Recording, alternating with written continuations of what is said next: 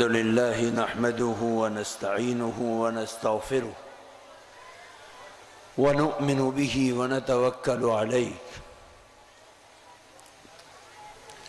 ونعوذ بالله من شرور أنفسنا ومن سيئات أعمالنا من يهده الله فلا مضل له ومن يضلله فلا هادي له ونشهد أن لا إله إلا الله وحده لا شريك له ونشهد أن سيدنا وسندنا وحبيبنا ومولانا محمدا عبده ورسوله صلى الله تعالى عليه وعلى آله وأصحابه وبارك وسلم تسليما كثيرا كثيرا. أما بعد فأعوذ بالله من الشيطان الرجيم. بسم الله الرحمن الرحيم. يا أيها الذين آمنوا اتقوا الله حق تقاته ولا تموتن إلا وأنتم مسلمون. صدق الله العظيم. حضرات علماء اعظام اور ائمہ اکرام، آج قرآن پاک کی نسبت پر انتہائی محبت، عقیدت، احترام کے ساتھ جمع ہونے والے ہمارے نوجوان، بزرگ، پیارے بچے، بچیاں، پردہ نشی خواتین،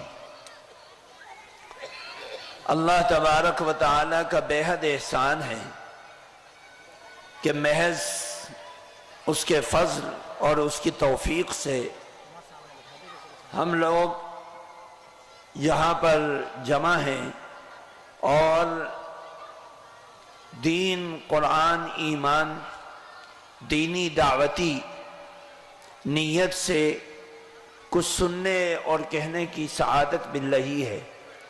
اللہ تعالیٰ اس سننے سنانے کو ہمارے لیے، ہمارے بچوں کے لیے، ہماری آنے والی نسل کے لیے خیر کا، عزت کا، عافیت کا، مغفرت کا ذریعہ بنائے. میرے بزرگوں، دوستو، بہت سے احسانات میں سے ایک بنیادی احسان اللہ تعالیٰ کا ایمان ہے. کسی بھی انسان کو اللہ تعالیٰ ایمان کی نعمت سے مالا مال کر رہا ہے اور اس کو کلمہ نصیب ہو رہا ہے، اس میں جہاں واسطہ اور سبب ماں باپ کا ہے، وہاں اللہ تعالیٰ کی توفیق اور عنایت ہے کہ محض اس نے اپنے فضل اور احسان سے ہزاروں، لاکھوں، کروڑوں انسانوں میں ایک بحیثیت انسان ہونے کے ہمیں منتخب کیا اور ایمان کی نعمت سے مالا مال کیا. اللہ تعالیٰ اس ایمان کی قدر کی توفیق عطا فرمائے اور اس ایمان کی، اس کے تقاضوں پر زندگی گزارنے کا سلیقہ اور طریقہ عطا فرمائے. میرے بزرگوں، دوستو، ایمان اعمال کو چاہتا ہے. ایمان بغیر عمل کے کامل و مکمل نہیں ہوتا. ایمان کا کلمہ پڑھنے سے ہم یہ کہہ سکتے ہیں کہ ہم مسلمان ہو گئے، لیکن کامل مومن ہونے کے لیے شرط ہے کہ مسلمان ایمان کے تقاضوں پر عمل کرے.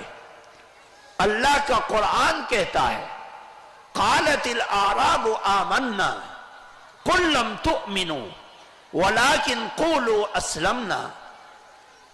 اے نبی، یہ دیہاتی آتے ہیں اور کہتے ہیں، دعویٰ کرتے ہیں کہ ہم مومن ہو گئے.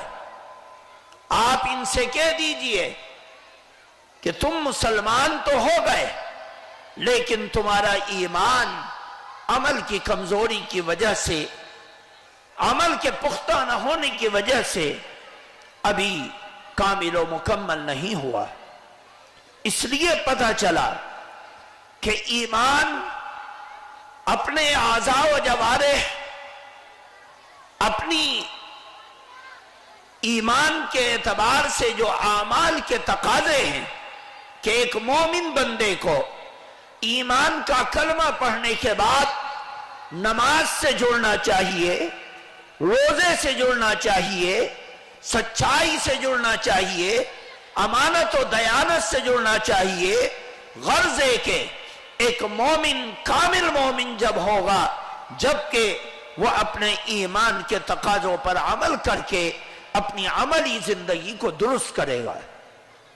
उन अमली जिंदगियों में से एक अमल नमाज का है, जिसको डायरेक्ट कुरान हुक्म देता है कि ईमान वालों अल्लाह की नमाज को कायम करो।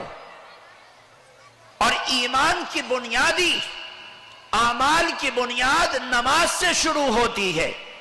जो कोई मुसलमान अकल रखता है, उम्र रखता है, समझदारी रखता है, ईमानदारी रखता है, उस मुसलमान को अल्लाह ताला सबसे पहले जो चीज उसके ऊपर फर्ज करता है वो नमाज है। जो नमाज अल्लाह के नबी सल्लल्लाहु अलैहि वसल्लम ने सारी जिंदगी पढ़कर, बतलाकर, समझाकर अपने मानने वालों को समझाई है। मेरे दोस्तों बुजुर्गों, अब नमाज के बाद मामला आता है इस्तकबाल रमजान के अंदर रमजान के रोजों का। अभी चंद दिनों के बाद, चंद रातों के बाद रमजान का इंशाअल्लाह चांद दिखेगा और हमारे मर्दों पर, औरतों पर, नौजवानों पर अल्लाह ताला रमजान के रोजे को फर्ज कर देगा। हर वो शख्स जो अकल रखता है और उसकी उम्र 14 साल से 15 साल से अधिक हो गई और वो 15 साल से ऊपर का हो गया, अब अल्लाह के हुक्म में से, फराइज में से, इबादत मकसूदा में से दूसरा फर्ज रमजान के रोजों की शक्ल में हमारे ऊपर अहकाम की शक्ल में लागू हो जाता है। अगर कोई मुसलमान बगैर किसी उज़र के, और उज़र क्या है? उज़र कुरान ने सिर्फ दो बतलाए। एक उज़र बीमारी का है कि रोजा रखने से उस बीमारी में इजाफा हो या दवाई न पहुंच सके तो अल्लाह ताला ने रुख्सत दी है, फ़इद्दतुम मिन अय्यामिन उखर। रमजान के अलावा दूसरे दिनों में रमजान के रोजे को कदा कर लेना। या फिर कोई आदमी सफर पर हो और आज के हिसाब से 77 किलोमीटर से जायद उसने सफर का इरादा किया तो अब रमजान का रोजा रखे या न रखे अल्लाह ताला ने रुख्सत दी है। लेकिन देखने में क्या आता है कि हमारे गांव के नौजवान, हमारे भाई ईमान वाले खेतियों में काम करते हैं, फैक्ट्रियों में काम करते हैं, कारखानों में काम करते हैं, राइस मिलों में काम करते हैं और अपनी मशगूलियत और मसरूफियत को रखते हैं, लेकिन रोजे के सिलसिले में कोताही करते हैं। जरा सा अगर कोई उनके ऊपर खेती बाड़ी का जोर पड़ जाए तो वो रोजे को तर्क कर देते हैं, छोड़ देते हैं। ये इंतहाई गलत बात है।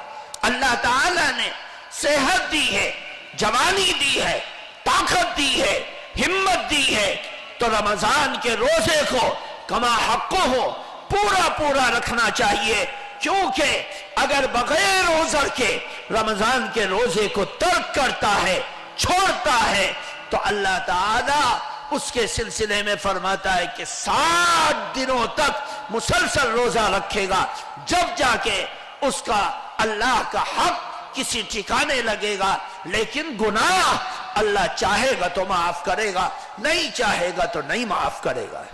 मेरे बुजुर्गों, दोस्तों, अल्लाह ताला ने इन इबादत को फर्ज किया है, इसमें कोताही करने वाला काबिल मुआखजा है, अल्लाह के यहां पकड़ा जाएगा और अल्लाह ताला जो चाहेगा उसके साथ सुलूक करेगा, क्योंकि उस बंदे ने अल्लाह ताला के तरफ से इनामात होने के बावजूद उसमें कोताही की है, जो अल्लाह ताला के अजाब का मुस्तहिक है।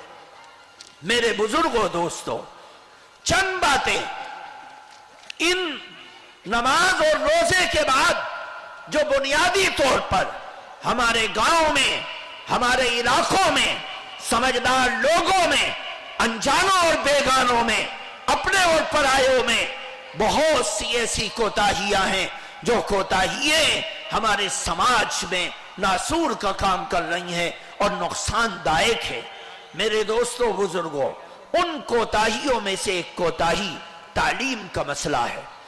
यहां एक बच्चे के पगड़ी बांधी जाएगी और उसके सर पर कुरान के ताज को सजाया जाएगा कि गोया कि ये कुरान का हाफिज बन गया और कुरान इसके सीने में आ गया।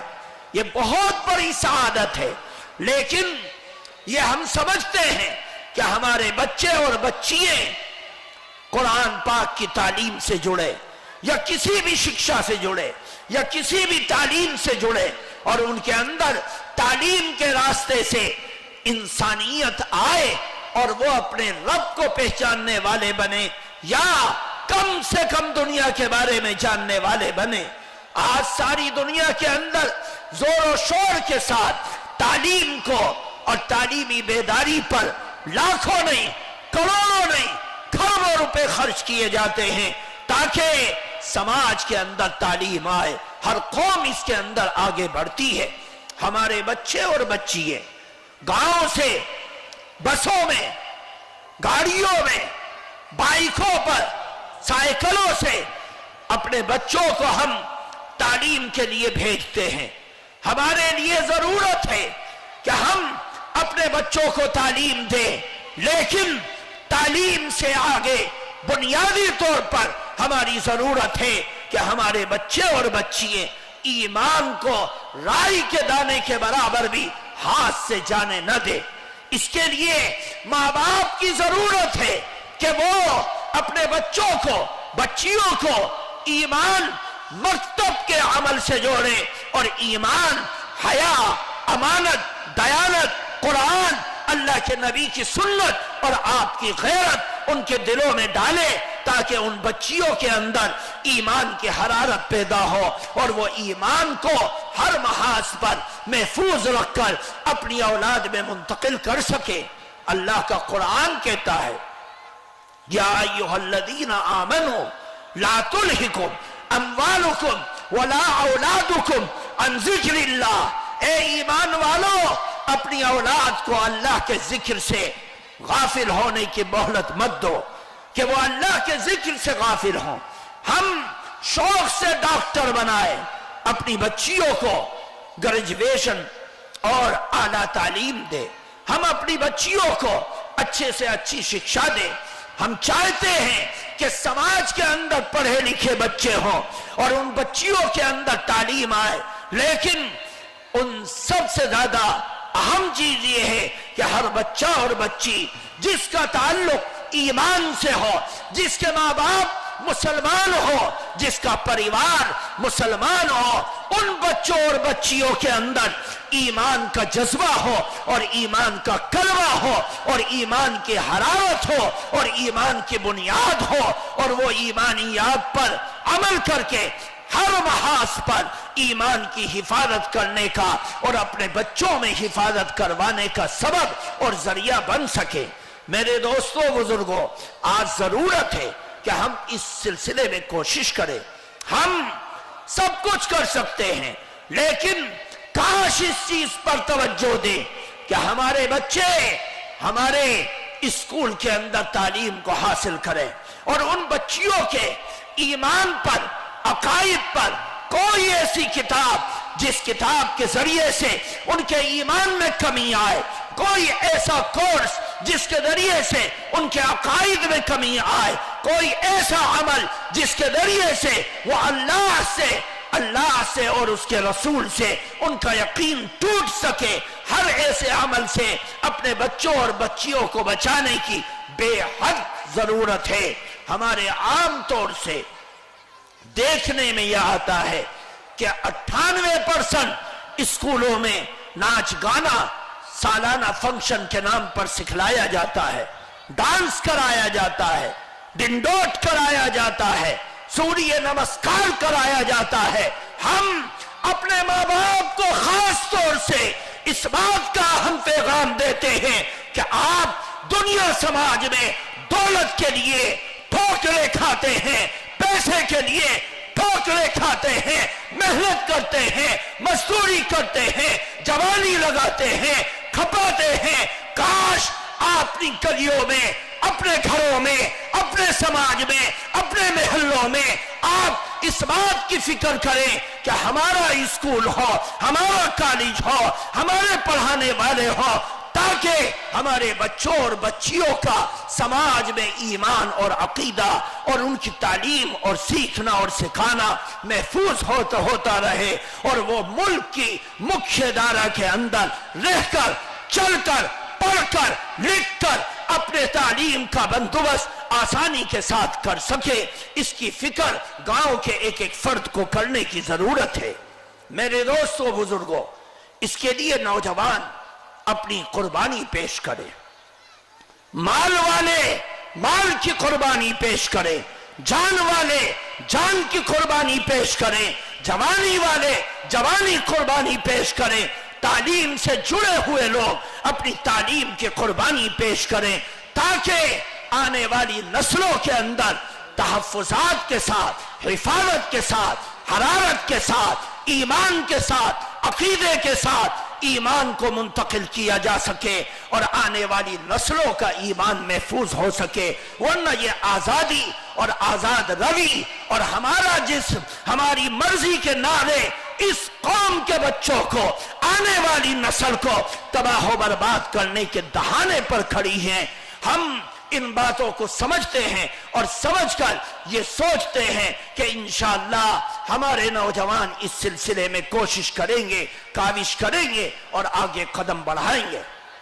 ایک آخری چیز جو ہمارے گاؤں کے لیے نقصان دائق ہے اور ہمارے گاؤں کے نوجوانوں کو جن کی چڑھتی جوانی ہے اور وہ ہر چیز کو گاؤں کے اندر ایک گھناؤنے انداز سے لیا جاتا ہے، اور خاص طور سے یہ گاؤں اور اس گاؤں کے رہنے والے، بسنے والے، تتارپور کے رہنے والے، بسنے والے، آج بہت بڑا نقصان ہمارے گاؤں کے لیے، سماج کے لیے، سماج کے نوجوانوں کے لیے، ہمارے گود میں پلنے والے بچوں کے لیے، ہمارا آپس کا انتشار اور اختلاف اس قوم کو زوال کی طرف لے کر جا رہا ہے اور گاؤں کو تباہی کی طرف لے کر جا رہا ہے۔